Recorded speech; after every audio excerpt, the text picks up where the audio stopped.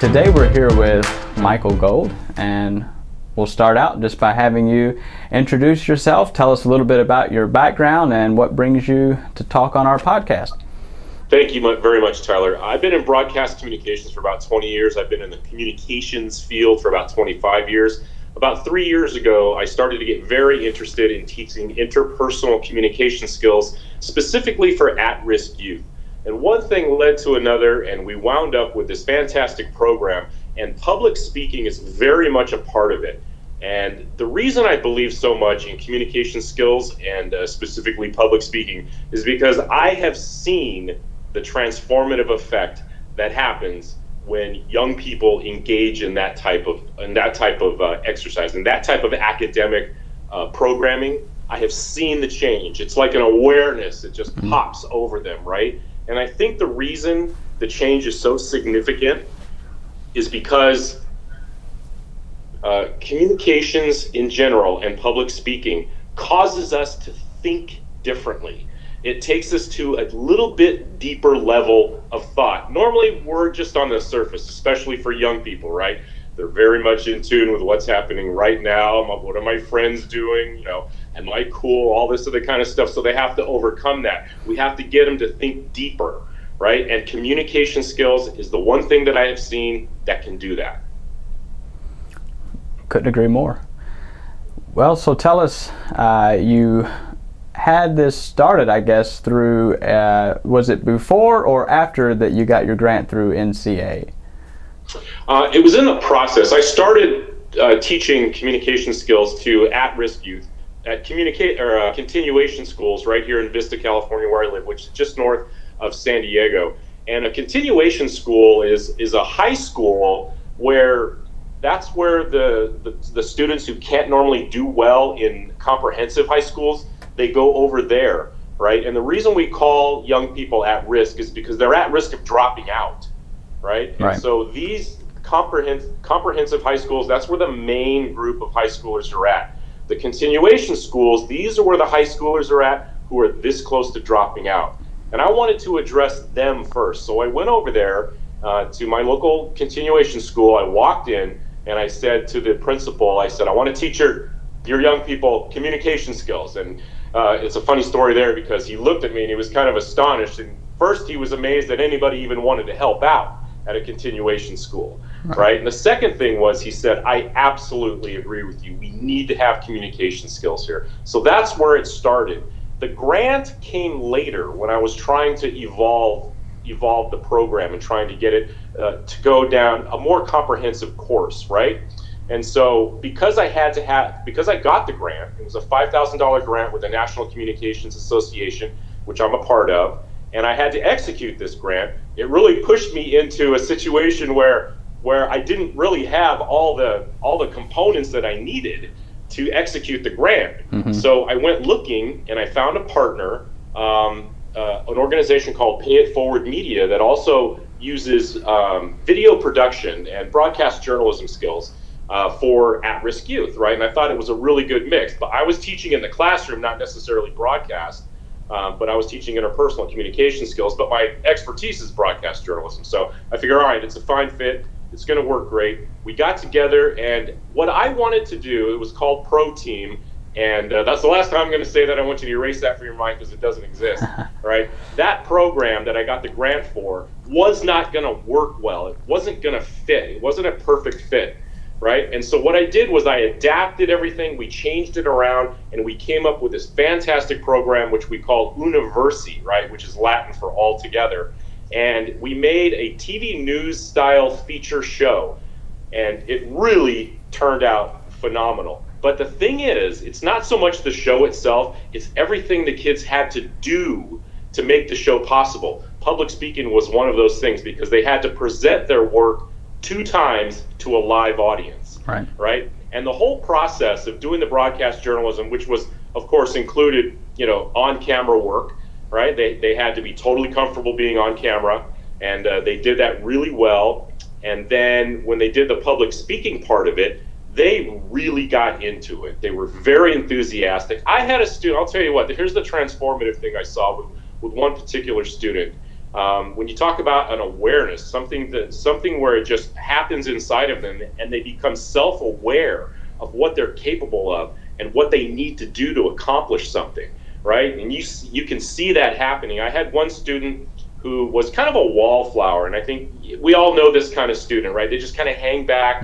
They don't really say much. They don't do much. They just kind of observe. That's where she started. By the time it was over, she was planning and executing the presentations before the live audience. So it really was a fantastic program, and we're going to continue this. Well, that's awesome. It really shows you, for what we're doing, the power of public speaking. Absolutely. As a component of communication skills, it is absolutely crucial. And we're going to talk, I'm sure we're going to talk a little bit more about, what's going on in public schools and things of that nature. So I'll let you go.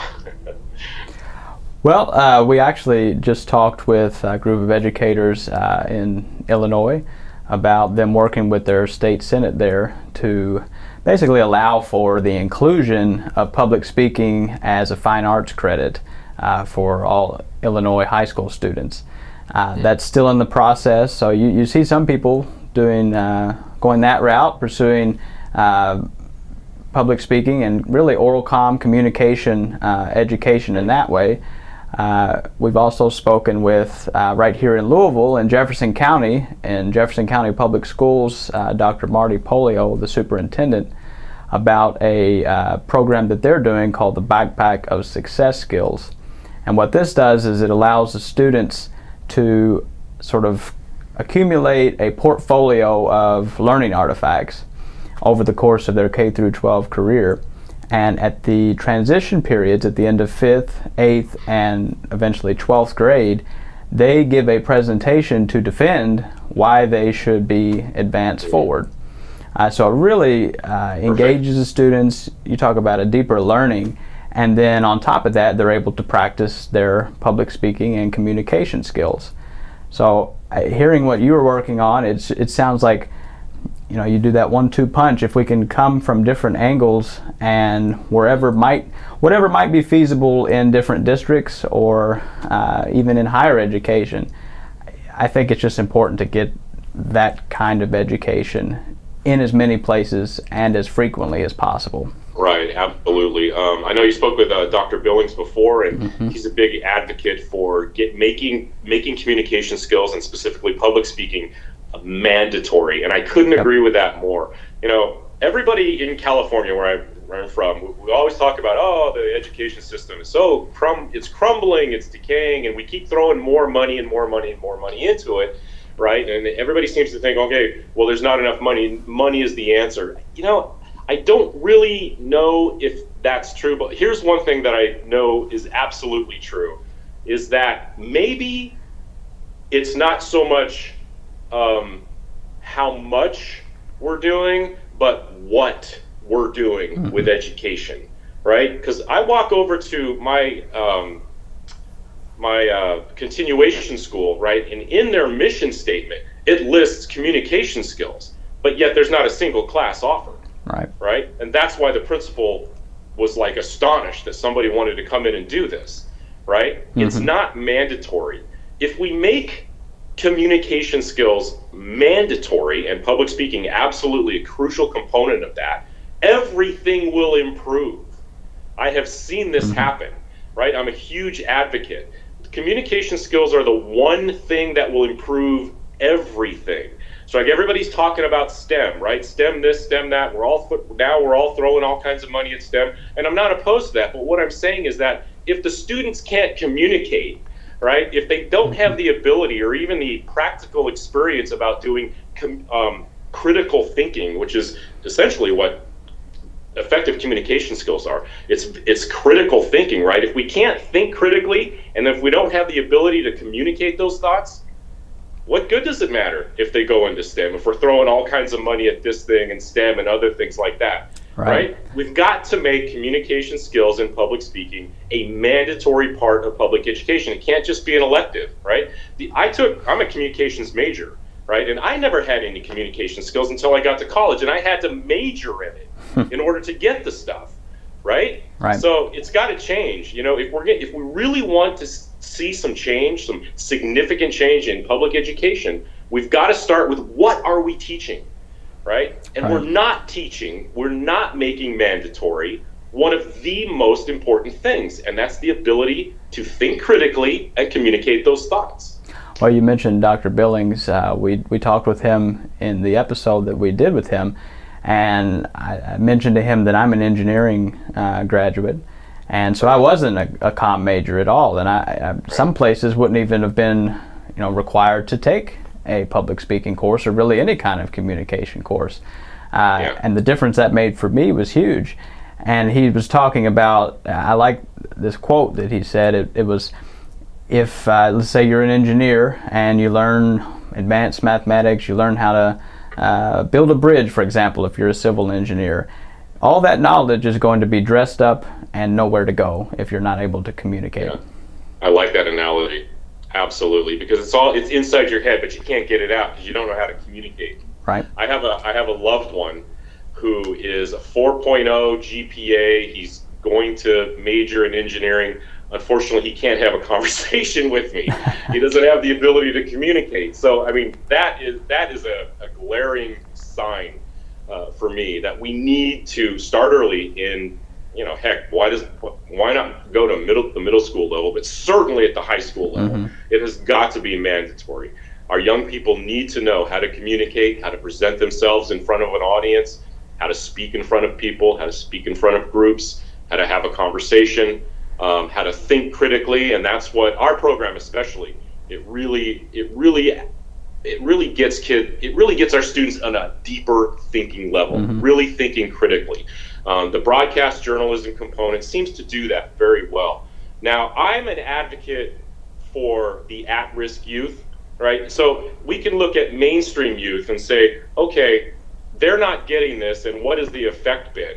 And you get out there and you can go to any HR company, talk to any employers, and they'll probably tell you that, hey, the biggest problem I have is young people today in the workforce, they can't communicate, right? They're not very good communicators, right? And that's mainstream youth. Think about how it affects at-risk youth, right? Mm-hmm. Who get even less resources, who are even more disadvantaged, right? Without those skills being mandatory in high schools, we're not helping them. We really aren't. Mm-hmm. Well, so your program, did you actually go and work with these students during the school day, or was this an after-school program? We began the program during the school day. Okay. At the high school level, right? So I paired up with an English teacher, mm-hmm. and then we got together. I would go into her classroom once a week and teach these interpersonal communication skills, right? And it wasn't me standing up in front of the room lecturing, it was getting them involved. It was making them stand up in front of the classroom and read something, right? It was making them have these communication exercises. And that's kind of the curriculum I developed. It's a very dynamic, very involving and engaging interpersonal communication exercises. And so that's what we did for a full year. Starting in the fall of the next year, I went to a different high school downtown San Diego called Monarch, and that's where I kind of developed the program to take it even further, in which they had to then engage. Once we went through this series of exercises, then the students had to engage in an actual project in which they came up with, they found a problem, they figured out what the causes of those problems were, and then they had to come up with solution recommendations and present it in front of the school staff. Right? And so that was a phenomenal program. And that's about the time I got this idea, wow, if I could do this, if I could get a grant to do this, we could take this to the next level, right? And that's when I wound up with a third partner, a third organization. And those kids were actually students who were the age of 18 to 21.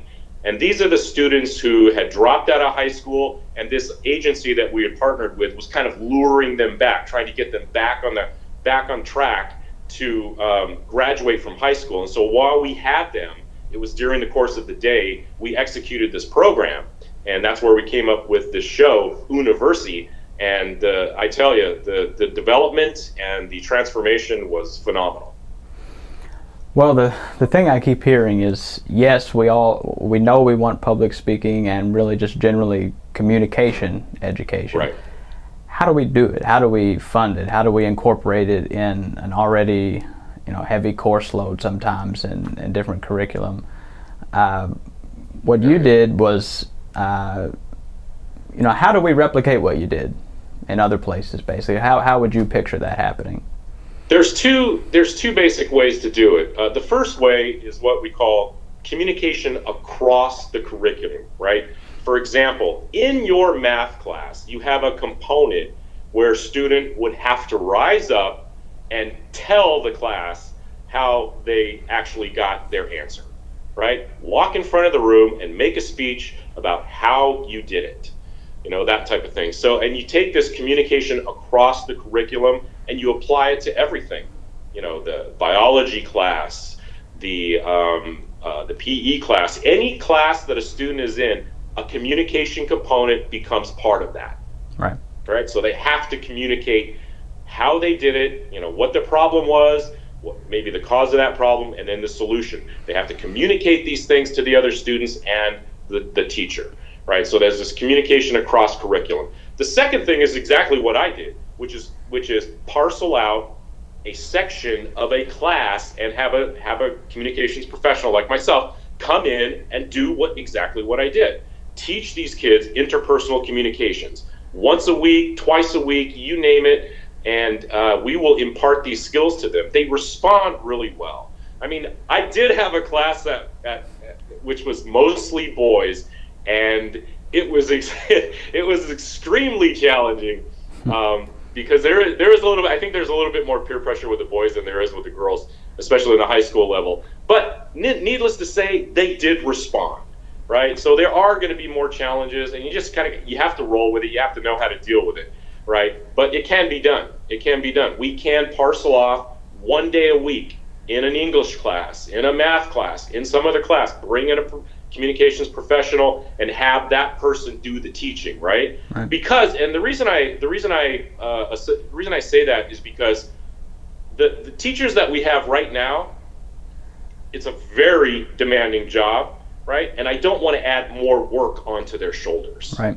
You know what I'm saying? We have to make it easy, right? Not so much easy, but we have to make it a way that we have to enable the system, right? We can't be piling more and more work onto teachers' shoulders. We have to have a component. We have to have a device that comes in and solves the problem, right? Now, with the students that I teach, I mean, this is easily a Title I type program, right? So it would qualify for Title I funding because we're going after disadvantaged youth, right? We're looking to help disadvantaged youth. And all the schools that I've operated in so far are Title I schools, and they get that little extra money for Title I. Other schools that don't have Title I, they're going to have to figure out a way to carve out a little bit in the budget to start bringing these communications programs in. But if it's mandatory, and this happens as a mandate from school districts, that money will be there. They will find a way to carve out that money and make it part of the training. Right. Actually, this leads me right into, I wasn't going here, but it makes me think of actually something that we're working to develop here, which that's what we do. We work on making teaching and learning public speaking easier and better. Right. And one of the things that we're working on is developing a continuing education course or a professional development course because we're accredited through IACET for continuing education credits, and we're basically making a course to teach teachers how to teach public speaking. What do you think something like that could go toward? Because it seems like you already have, especially K through 12 teachers, they have to take professional development hours and they have to find those. So why not go ahead and tie that together with something that's going to help in this way as well? And if those things are coming into the everyday curriculum, it just seems like a win-win. Exactly, and I think that your idea would work perfectly with the idea of the CEC, communication, or CAC, communications across the curriculum, in which within each class there is a communication component in which the students, like I said, students have to communicate their work. Right. to the class and to the teacher, right? Not just turn in a paper, right? They have to get up and they have to present their work in front of the class, right? Yep. It doesn't math, science, home economics, whatever it is, they have to do it. There's a communication component, and I think that would work terrific with right along in that same vein. Well, awesome. And we can cut this part out if you say no, but I'd love to have your help as we develop that course, and I think you'd be a great addition if that interests you. Hey, if there's any way I can help, I'm down. That'd be awesome. Well, I think that that's all the questions I had for you. I try to ask each guest in each episode if I didn't ask about anything, or if there's something that you were thinking of that we didn't get to. Is there anything that you'd like to leave with the audience at all? I do want to stress again and emphasize that we need to do a better job training young people. And when I say training, it's whether it's a program that I operate outside of the school system, or whether I take that program into the school system, or whether it's communication across curriculum. We have got to do a better job about training our young people in communication skills. It is the one skill that will lift everything up. We've all heard that thing, the rising tide lifts all the boats. Well, communication skills, right, and public speaking, a huge component of that, is the rising tide. It will improve every area of their academic life, in addition to every area of their lives. I've been in broadcast journalism for a long time, and one of the things that I did, I was asked to speak in front of a class, and none of these kids were going to be communications majors or go into media or anything like that. Right? There was about 30, 35 junior college kids, and they were all doing a lot of different things, and they wanted me to talk in front of them. So I said to myself, what can I tell them, since none of them are going to be journalists, right, or broadcast journalists? So what can I tell them that they can actually use in the field that they're going to choose, right? Whatever the field is. And I said, well, there's a couple of things. One of them is you got to be able to get out of your comfort zone, right? You have to be able to be comfortable getting in front of people and talking, and having initiative, showing initiative at work, right, in the workforce requires being able to get out of your comfort zone. And the second thing, of course, is that you have to be able to be a great communicator, no matter what field you are going into. Healthcare, law enforcement, STEM, it doesn't matter. To get the most out of your career, right, and to have the best shot at success, you've got to be a good communicator. So those are the two things that I can actually impart to people, and that's kind of the bedrock of my advocacy, right? Communication skills, with public speaking as a big part of that, right, is something that these kids can use no matter what they do. It will improve and it will help them no matter what they do, right? In this day and age, Tyler, a company puts out a job posting, right? It's all done online now. We never actually see a human being anymore until the interview process, right? So company puts out an ad, they're going to get 200-300 interviews, right? Or 200 or 300 resumes, and they're gonna whittle those resumes down, right? There's got to be some things on that resume that pop to them.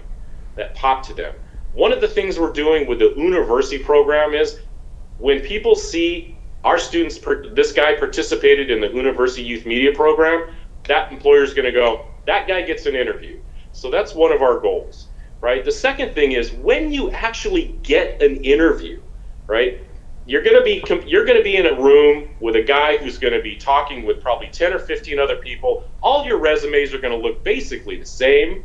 What's going to be the difference, right? What is going to set you apart that is going to get you the job? Because we all know resumes get interviews, interviews get jobs, right? So what is going to be the one thing that sets you apart from everybody else? It's going to be your ability to communicate in that interview. It's going to be your ability to sell yourself. It's going to be your ability to connect with that person sitting across the room. That's what's going to make the difference. That is why communication skills are so absolutely important, and public speaking a huge part of that. Absolutely. Well, in the spirit of communication, how can people contact you?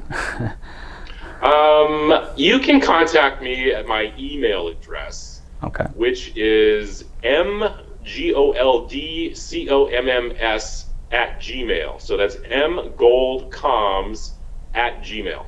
Okay, thank you, and we'll put a link to that below the description. Super. And if folks want to check out the After Action Grant video that we posted, and I think you saw that, and you could really see what we're doing out here in San Diego and how it could be applied in your town too, right? Please check that out and let me know your thoughts. Yeah, for sure, and we'll put a link to that on our website below the blog post and the podcast posting as well. Terrific. So, thanks again, Michael. It's been a pleasure, and good luck. Thank you so much for having me, Tyler. Thanks.